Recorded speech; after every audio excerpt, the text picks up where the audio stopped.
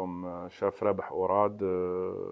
Quand on dit chef, on réduit un peu parce que c'est Rabah Orad. J'ai été aussi, je suis toujours rappeur, parolier du groupe MBS parce que MBS n'active plus, mais en tant que Don Quichotte maintenant dans une autre formation un peu internationale avec des Espagnols, des Algériens et tout qui s'appelle Muqawama. On est en plein Muqawama, non? Et puis, depuis 5 ans, je suis revenu en Algérie pour faire exclusivement de la cuisine que je pratique déjà depuis presque 20 ans, après avoir fait un CAP en 2005 en France. Voilà. Donc moi, j'ai toujours été étudiant. En Algérie, j'avais un bac quand même de génie mécanique qui m'a permis de rentrer à Belzoar en ingénierat qui avait du mal à démarrer parce qu'il y avait des grèves et tout. Donc à cette époque-là, 96, 97, on faisait aussi du rap en même temps, de la musique qui a commencé à donner de fruits. Donc on a été invité en France, donc j'arrive en France. Et je me suis jamais considéré comme rappeur ou autre chose. Je me suis considéré comme quelqu'un qui veut apprendre le maximum de choses, qui était assoiffé. Un jeune Algérien qui venait de sortir de la dessinée noire et qui n'a pas pu voyager, qui avait cette curiosité, non, d'aller voir le monde, de le rencontrer, d'apprendre. Donc quand je suis arrivé là-bas, ce qui est bien avec la musique, c'est que c'est pas tout le temps, c'est que on va au studio, c'est que on fait des concerts, mais on a du temps pour faire d'autres choses. Donc j'en ai profité. J'étais en France. La première chose qui était un peu en relation avec ce que je faisais, c'était écrire des poèmes, écrire des textes, écrire ceci. Et j'avais toujours écrit des poèmes en français, en arabe classique, en algérien et tout. Donc je me suis dit, je vais aller m'inscrire à l'université parce que aussi j'avais dans ma famille ce truc des études qui était important et que pour moi c'était important, qu'il me fallait un diplôme, sinon je ne me sentais pas complet. Donc je suis allé m'inscrire à l'université Paris 8 et j'ai fait ma licence de littérature. Donc après, quand j'ai fini ma licence, je me suis retrouvé devant un dilemme qui était ou faire une maîtrise et continuer à approfondir mes études en littérature, ou un truc qui par chance s'est présenté à moi, c'était l'opportunité de faire un stage, un CAP dans une bonne école française de cuisine. La cuisine, je dis la musique parce que pour moi, c'était comme passer de la musique à la musique. Sauf que celle-là, elle se goûtait directement au palais, elle ne s'écoutait pas. Et que celle-là, c'était un domaine, là, que ça veut dire la cuisine, c'était un domaine, quand même, je ne m'attendais pas à ce que ça soit aussi profond. C'est un cuisinier. Euh, Ça m'amène à vous raconter une blague. J'ai un frère, Mohamed, qui m'a inspiré aussi, qui est un grand chef, qui est maintenant culinaire et directeur, donc directeur culinaire de plusieurs restaurants dans le monde pour les Turcs et tout. Et on était tous ensemble avec un autre frère qui était un journaliste.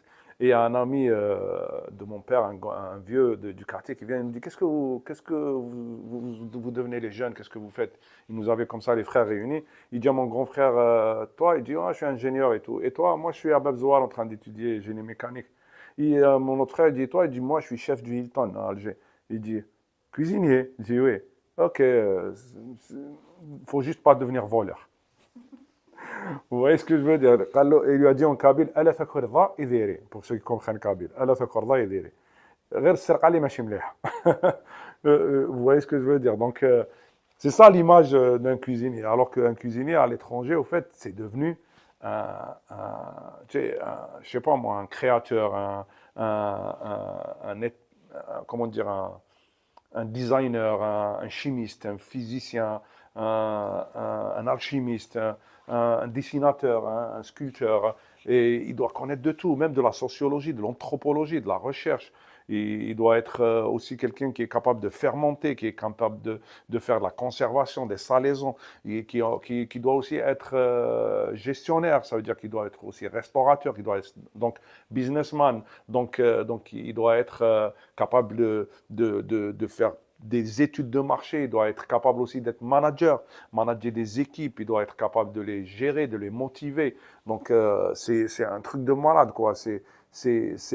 C'est la renaissance directe dans un métier. C'est tous les métiers que tu veux faire dans un seul métier. Donc c'est pour ça que je suis attrapé dedans depuis 20 ans, alors que je m'étais juré de faire beaucoup de choses dans ma vie. Mais celle-là, elle est un peu assez...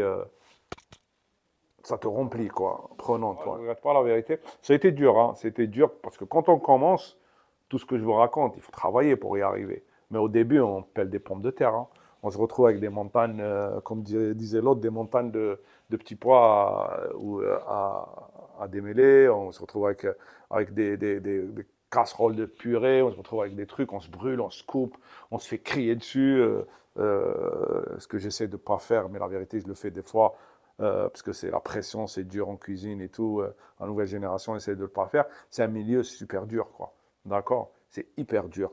Mais si on arrive à le faire bien, avec un bon cœur, et on arrive à créer une atmosphère dans un restaurant, surtout quand on gère, c'est quand même assez gratifiant, quoi. Vous savez, un tiers, un humain sur trois, un tiers de l'humanité rêve d'avoir un restaurant, de faire un restaurant. Vous voyez? Donc, imaginez quand vous êtes expert en ouverture de restaurant, à faire des restaurants. Et quand je dis ça, je dis pas que moi je peux ouvrir n'importe quoi, ça fonctionne ou quoi que ce soit, hein.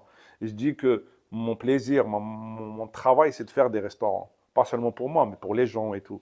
En consulting, en tout ce que tu veux. Donc, on peut réaliser le rêve des gens.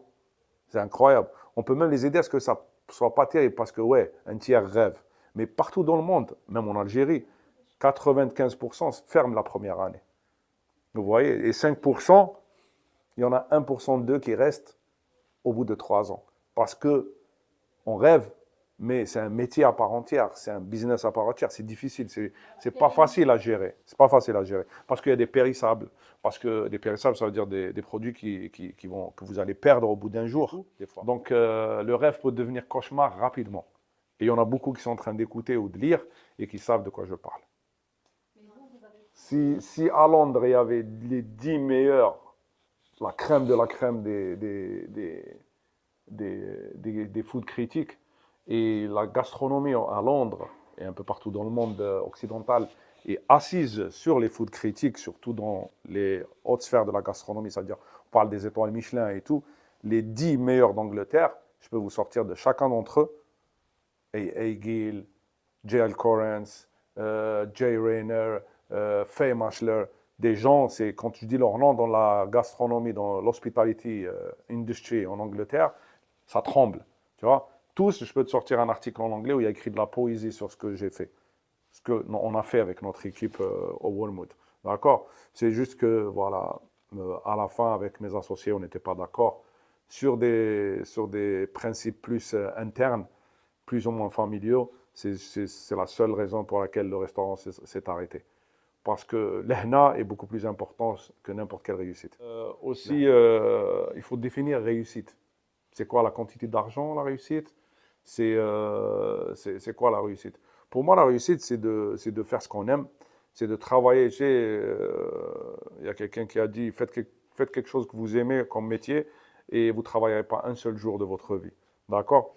Donc moi, je ne sens pas que je travaille. Même quand c'est 500 personnes que je tape dedans, même comme ce Ramadan, j'ai travaillé 30 jours, chaque jour à faire le menu pour 80 personnes chaque soir et tout. Je suis heureux qu'il y ait des gens qui viennent et qui veulent manger à 80, tu vois, laisser leur mida de charba à la maison et venir manger chez moi et tout. Et je le fais avec tellement de bonheur et en train de chantonner. Tous mes gars autour de moi, ils sont là, ça se communique à eux, les jeunes en cuisine, parce que c'est un plaisir immense pour moi de cuisiner. Donc, je m'éclate à le faire. Et pour moi, c'est ça la réussite. Et bien sûr, si tu cuisines, il n'y a personne qui vient manger, ouais, tu as échoué.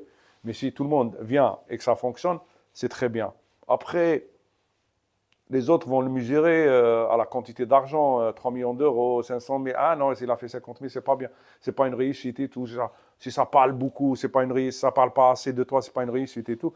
Après, c'est vrai que pour moi, ce terme de réussite et le calibrage a été installé par le complexe capitaliste mondial et tout.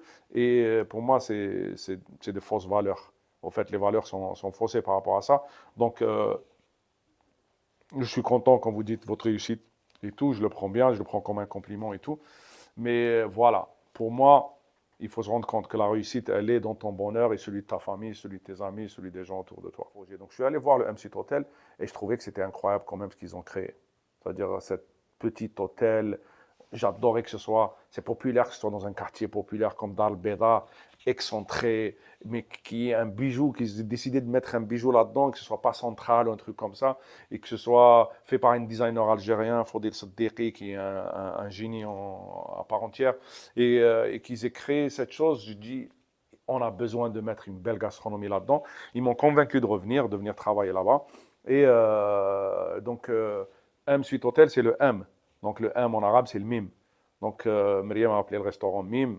Le nom, il était là. Et comme par hasard, nous, notre groupe MBS à l'époque, quand on s'appelait Mime Bassin. Entre nous, on disait Mime Bassin, toujours. Tu vois, les gens qui nous connaissent nous appellent Mime Bassin aussi, c'est rigolo. C'est un peu comme à l'école arabe classique, Mime Bassin. Donc, le Mime était là dans ma vie déjà, et je trouvais que c'était une belle coïncidence, quoi. Donc, quand je suis venu, que j'ai lu Mime, j'ai dit ça, c'est pour moi. Et à partir de là, on a commencé. Après, avec le Covid, on a créé le Mime Rooftop en terrasse, là-haut, il n'y avait pas de restaurant. On a décidé de le créer, c'est devenu le restaurant que c'est devenu. Et je conseille à tout le monde de venir goûter. C'est vrai D'ailleurs, que le Mime Rooftop, c'est un truc international. Ça veut dire à l'international, c'est plus des saveurs tac et tout. Mais des fois, on fait des trucs, par exemple, thaï ou tout, c'est un peu plus relevé et tout. Et après, au Mime, en bas, c'est fermé maintenant, on va le rouvrir bientôt dans un style plus algérien, bien recherché, quoi. Et les principes, les valeurs qui me guident. D'abord, il y a les principes par rapport à la cuisine. Moi, pour moi, c'est hyper important que ce soit hyper goûteux, surprenant et beau. Donc, si c'est hyper goûteux et hyper beau, ça peut être surprenant, mais pas tout le temps. Il faut quand même qu'il y ait des associations différentes. Il faut qu'il y ait la créativité qui stimule quoi, le cerveau. Voilà. Et surtout, même en faisant tout ça, ça peut devenir hyper design et pas beau. Donc, le quatrième truc le plus important, il faut que ça reste chaleureux, il faut que ça reste, ça parle à l'âme, il faut que ça reste humain. La cuisine algérienne, voilà, là. Il y a des bouquins à écrire dessus et tout. Mais bon, pour résumer, et il ne faut pas juste, pendant des années, on a un peu délaissé le truc et tout. Pour moi, il y a différents axes à faire, d'accord? Il faut revenir et écrire, d'accord? Il y a des choses, moi je parle toujours par exemple Yasmina Sellam, Madame Yasmina Sellam qui était avec moi sur Masterchef, qui a écrit un truc sur le patrimoine culinaire algérien. Il faut réécrire notre cuisine, notre patrimoine, il faut aller faire des recherches, il faut aller un peu partout. D'accord? Moi, j'ai tourné partout avec Masterchef, avec Hachishou Madnous, l'émission avec les Derna et tout. Et j'ai découvert que c'est un continent avec un foisonnement de culture culinaire. C'est vraiment enraciné. Il y a beaucoup de choses. Ils sont toujours là. Il faut qu'on court avant de les perdre, travailler, les récupérer, travailler dessus. Il y a encore beaucoup de travail à faire pour passer du traditionnel vers les restaurants, d'accord, en professionnel. Et après des restaurants, dans les restaurants même, passer du restaurant traditionnel qui n'a pas été encore créé à l'algérienne, bien travaillé et tout. Petit à petit, ça commence et tout un peu partout. Et professionnaliser, retravailler, comme ils disent, revisiter, mais moi c'est un mot réducteur, réfléchir sur la cuisine algérienne, gastronomique de haut niveau, bien faite et tout. Et on peut faire tout ça rapidement.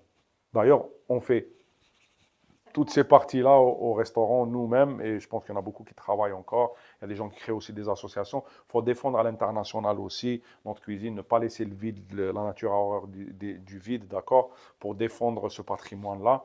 Et surtout, il faut se l'approprier. Il faut surtout ici réussir à créer un microcosme économique où il y a des partenaires, des fournisseurs, des trucs vraiment pour travailler. Il faut se réapproprier les ingrédients, les recettes, le patrimoine, le matériel surtout, ce qui revient à codifier. L'autre axe important, à codifier la cuisine algérienne dans les restaurants. Ça veut dire, au lieu de venir et designer pour un restaurant comme ça, je ne mettrai pas une cuisine à l'intérieur, comme tout le monde, française, ça veut dire des feux, des bains-maries, des trucs et tout. Il faudra créer d'autres choses, des choses pour faire du couscous, des choses pour faire msemen. Tu vois, c'est un matériel différent qui commence à se créer aussi en Algérie, qu'il faut installer et un jour, j'en rêve et ça viendra, où vous pouvez rentrer avec votre caméra, filmer une cuisine et vous dites, ah, c'est pas comme les cuisines qu'on avait d'habitude. Eh oui, bienvenue chez toi. C'est une cuisine algérienne.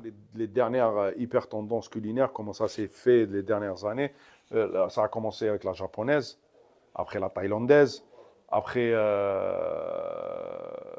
quand des cuisiniers immenses en Espagne comme Ferran Adrià, El Bulli et tout, et sont arrivés, les tapas, l'espagnol est devenu très, très, très fort. La mexicaine maintenant est en train de tout éclater. La chinoise, elle a toujours été là parce que les Chinois, ils sont puissants. D'accord. Par exemple. Et la cuisine du Moyen-Orient, ça fait un moment qu'elle est tendance, d'accord? Ça veut dire que je peux vous dire que les 10 dernières années, par exemple, le hummus, tu peux le trouver dans n'importe quelle carte, même de restaurants hyper étoilés. Vous voyez ce que je veux dire?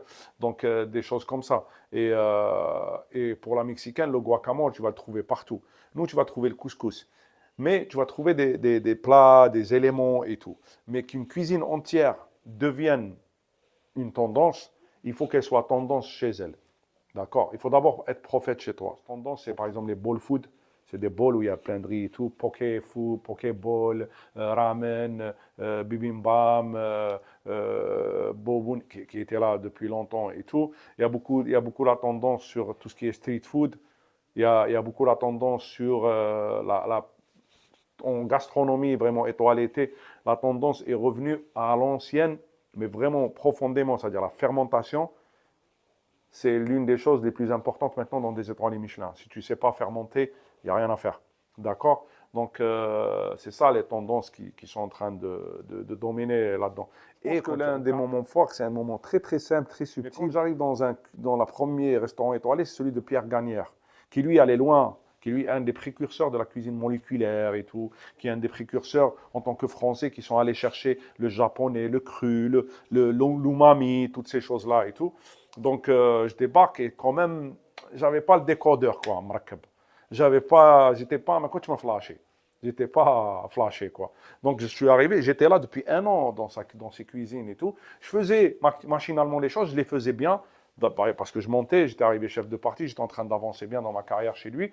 Mais je pense qu'à un moment donné où lui, il venait de temps en temps, parce qu'il venait une fois par mois et tout, il était en train de corriger des trucs sur un nouveau menu qu'on venait de sortir. Et moi, j'étais en train de faire une salade et tout. Il l'a prise, il a commencé à dire non, non, pourquoi tu fais ça? Pousse-toi, fais ça. Là, là. Il a commencé à faire les choses comme ça et tout. Et ce qu'il expliquait, comment il en parlait et tout et tout. Et c'était un ceviche de poisson avec un céleri rave coupé en dés dans une mayonnaise de curcuma jaune avec des couleurs rouges et tout, avec de la pomme compressée en rouge, avec du jus de betterave, des trucs compliqués, vous imaginez, avec différentes couleurs, avec des herbes et tout. Et lui, il a commencé à mettre les choses comme ça. Il m'a dit, c'est pas comme ça, et expliquer pourquoi il a fait ça, pourquoi il a fait ça. Et ce jour-là, je me rappelle du moment où je voyais les choses en code. Vous voyez qu'on voyait un code de la Matrix et vous ne comprenez pas. Et bon, après, tout devient clair. Et vous voyez les mots, vous voyez. J'ai décodé le truc. Ce jour-là, j'ai compris ce qu'il faisait, le gars. C'était un déclic clair et net. Mon cerveau, qui était comme ça, il a. Ah ouais, ah ouais. Et tout était devenu clair. Et à partir de ce moment-là, je ne faisais plus la cuisine pareil. Je suis devenu encore vraiment. J'avais basculé dans un autre niveau. Voilà. Oh, ça va être difficile, hein. Il n'y en a pas vraiment des préférés. Moi, j'adore en fait le goût algérien. Quand c'est une seule épice, la cannelle, mais tu la sens parfaitement bien. Voilà quoi. Moi, je trouve génial que par exemple, les Français, ils vont travailler, ils vont mettre un bouquet garni, ils vont mettre une garniture aromatique, fiazrodi, un peu de psal, un peu de tout, un peu de za'atar, ils vont mettre mille trucs, hein. Ils vont déglacer au vin, ils vont réduire, ils vont ceci pour faire une sauce classée, tout là, là. Après, ils vont faire le poisson et tout pour que ça soit vraiment bon et goûteux et que nous, on puisse débarquer et faire un couscous تاع العرس وين كاين ملح فلفل الكحل شويه تاع لا كانيل حميصه قرعه ولفت والزغلي والماء يغلي. C'est même pas un fond, le truc. Avec un poulet et que c'est hyper délicat et hyper bon. Et moi, je trouve ça génial. D'accord? Je trouve ça génial et c'est 10 fois plus difficile à faire que le truc français, hein. Parce que quand tu as tous ces éléments-là complexes et tout, que tu mets toute la garniture, tu vas avoir le même résultat. Mais si tu n'es pas un expert, tu ne peux pas obtenir ce jus de cuisson magnifique avec 3, 4 éléments dedans. Et de l'eau. Parce que les chefs français, ils ne démarreront pas d'eau. Ils démarraient d'autres choses. Avec la cuisine algérienne, j'ai appris à démarrer à partir d'eau pour faire quelque chose. D'accord? Et si on peut en faire, parce que l'ennemi du goût, en général, c'est l'eau. Hein, parce que moi, je crois que c'est aqueux. Ça a un goût d'eau. D'accord? Parce que tu n'as pas réussi à donner de l'eau, du goût à ton eau. Donc, dans la cuisine algérienne, on se complique la chose. C'est une prouesse magique, c'est-à-dire en faisant la sauce, on fait le bouillon en même temps avec. D'accord? C'est pour ça que, par exemple, il y a beaucoup de plats où on fait de la viande, bam, bam, sauté, après une douze noix, normalement, et après on met une cuisse de poulet dedans. Cette cuisse de poulet, en fait, c'est pour faire le bouillon en même temps. C'est pour transformer l'eau avec laquelle on a mouillé en bouillon en même temps. Tu vois ce que je veux dire? C'est ce que j'appelle codifier la cuisine algérienne. Il faut se rendre compte de ce que tu fais, pourquoi tu le fais, comment tu le fais, pour pouvoir le transmettre et le réécrire. Tu vois ce que je veux dire? Pour gérer la pression, pour gérer tout et tout, c'est simple et efficace. D'accord? La pression peut venir de deux choses. Que tes gars, ils font pas la chose, c'est-à-dire tes cuisiniers, ils font pas la chose, et que tu te retrouves en hyper pression parce que ça n'a pas été fait et que tout devient complexe autour de toi, les trucs sont en retard, la mise en place n'est pas prête, bam, bam, bam, bam, bam, et ça, c'est une gestion de tes gars. D'accord? L'autre chose, c'est que les choses soient mal faites parce que les gens ne savent pas quoi faire, parce qu'on ne leur a pas montré ce qu'il faut faire. Dans les deux cas ou dans n'importe quel cas, si tu te mets dedans et que tu décides de prendre, moi ce que je conseille au chef, d'accord? Si tu décides de prendre une position de chef, la prends pas parce qu'on te l'a donné, la prends pas parce que ça va augmenter ton salaire, la prends pas parce que c'est l'homme providentiel au fait, juste parce qu'il n'y a pas d'autres personnes que toi, ou parce que tu es le plus ancien et que celui qui est au-dessus de toi, il est parti, tu dois la prendre. Prends-la parce que tu sais que tu la mérites, parce que tu sais que tu as les moyens de le faire, parce que tu sais que tu es qualifié pour. Si tu es qualifié pour être un chef et que tu as fait ce qu'il faut pour apprendre, que tu es passé par les bons trucs pour apprendre, et faire de chez et la yorte. Donc si toi tu peux, là tu peux enseigner à tes gars comment faire, tu peux leur montrer quoi faire, tu peux composer les menus qu'il faut et tu n'auras aucune pression. Au contraire, tu vas t'éclater chaque soir et chaque jour. D'accord? Tu vas venir, tu vas dire il faut faire ça, ça, ça, ça, et puis c'est tout. Tu n'auras pas crié dessus, tu n'auras pas un truc et tout. Même si des fois ils ne vont pas faire, ça ne va pas être parfait tous les jours. Ce n'est pas parfait pour moi tous les jours. Hein. Des fois je pète un câble, ceci, cela, tout ce qu'on veut. Des fois il y a des choses qui se passent mal et tout. Ce n'est pas parfait tous les jours. Mais tu ne vas pas souffrir, tu vas t'éclater la plupart du temps. Tu vas être en train de faire les choses bien et tu vas avancer. Il faut travailler, travailler, travailler, se préparer, apprendre dans tout. Pas seulement en travaillant dehors, dedans et tout. Je le c'est. يرقد بالبالون يروح البيسي جونغلي بالبالون كدا منا سينو ما تلحقش. Je peux partager des astuces de cuisine. C'est ce que je fais tous les jours dans mes réseaux sociaux. Donc TSA, vous leur mettez les réseaux sociaux من تحتها يكليكي ويلقاو روحهم من لهيها. Chef Rabah sur un Instagram, sur Facebook, sur TikTok. J'ai créé tous les réseaux sociaux, c'est beaucoup de travail. Il y a des playlists sur mon YouTube, Chef Rabah, de recettes de Chef Rabah et tout et tout. Je partage tout le temps des recettes. J'ai même créé Azra by Chef Rabah, où il y a des recettes, il y a même des produits à moi, c'est vraiment des concentrés de trucs, tu peux mettre dedans, c'est l'astuce, dans un pot. Voilà, si vous voulez une astuce, vraiment, une astuce que je dois vous donner, ça, c'est bien, c'est un des trucs que je veux faire pour codifier, par exemple, la cuisine algérienne. C'est, on prend un code سهل à la cuisine espagnole. عندهم la cuisine espagnole, عندهم un truc qui s'appelle sofrito. واش يديروا؟ يرحيو الثوم، يقطعوا البصل، يديروهم بزاف تاع زيت، ويديرهم يطيبوا بالعقل شغل كونفي، ومن بعد يرموا لهم دي طوماط، يرموا لهم واسمو الاخر لاباط تاع بابريكا، ويرموا لهم بودره تاع بابريكا، ويخلطوه بيان، يقعد هذاك الزيت ما يتحركش بكو يتغطاو بالزيت هكايا، ويطيبوهم ويديرهم في باطا يديرهم في فريجيدار. سا سابيل ان سوفريتو. سي كوا او فات هذه؟ سي اون باس تاع الدوزينه. الوغ حنايا واحد يخدم دوكا ولاو الناس يخدموا هكذا منا كاع يتيك اللي يلحقوا لازم يطيبوا تمتم، تلقى روحها تقشر في البصل ودير كذا وترحي البصل ترحي الثوم من الزير وكذا منا. الوغ حنايا الجوازات تاعنا كاع يتيك كلش كيما السوفريتو هذاك باش يبداو بالثوم، البصل، زيت زيتون، صح ولا لا؟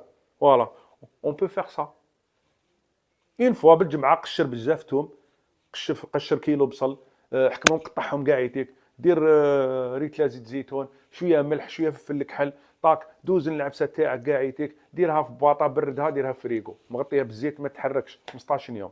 كي تجي دير حكم اللحم ديالك، رميه، رفد غراف من هذيك، ارمي لداخل بيها بالزيت بالبصل كذا، قلي، غطي، دير الخضره، طيب. Voilà, ça c'est une astuce de chef. Ça s'appelle une mise en place. Ça s'appelle aussi regrouper une mise en place qui est répétitive pour ne pas avoir à refaire toutes ces actions chaque jour.